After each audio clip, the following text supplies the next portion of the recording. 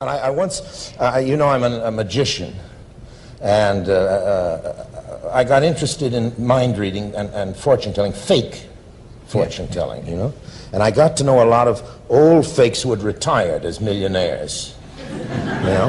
And they told me their secrets, how you do it. They have things that are called cold readings. Oh, what's that? A cold reading is you warm up the sucker by telling him things that he says, how could he ever know that, you see? You say, you know, between the ages of 13 and 15, you had a great change came in your life. But that happens in everybody's life. But he says, he came in and told me things I already see. You've got a scar on your knee. Everybody fell down and has a scar on their knee. Those are cold readings, you see? I have a scar on my knee. How did you know that? Yeah, you see? Just something bigger than myself. Well, now, the point about this is that after they're warmed up, they're amazed by this knee bit and the rest of it. They start telling you. Because you just say, is it? And you see from their face it is or it isn't. And then you tell it back and they say, how did he do it? You see?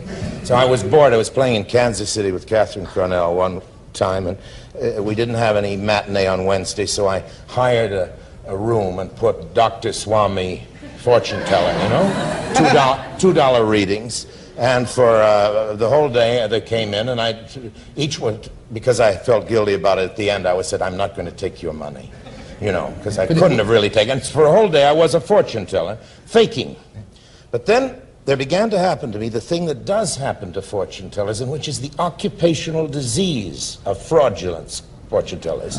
And they have a name for it. It's called becoming a shut-eye. And a shut-eye in the argot of these crooks is the fellow who begins to believe himself.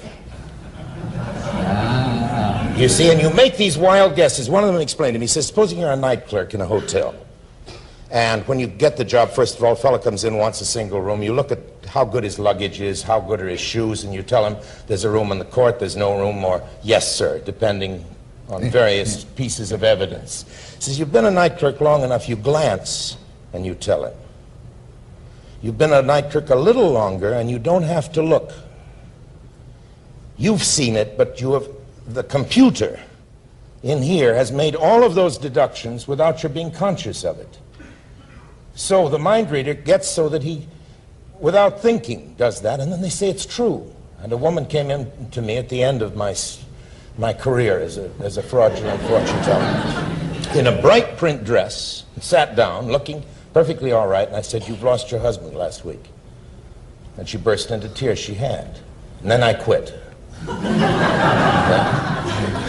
That was terrible. Yes, it's one of those things. Undoubtedly, it's not psychic. Undoubtedly, there was evidence of a tragedy. There was all kinds of things that went into the computer and got processed without me crookedly thinking what I'm going to say to her. And that's how it works, I think. That's fascinating. And you get sort of 5 spooky premonitions a year. Like that, and then, you know, yes, I do. And I'm sure they're all spooky like that in some kind of funny way. I suppose I looked at Una and said, you know, she's just, Una is exactly the girl that would be happy with Charlie, I suppose.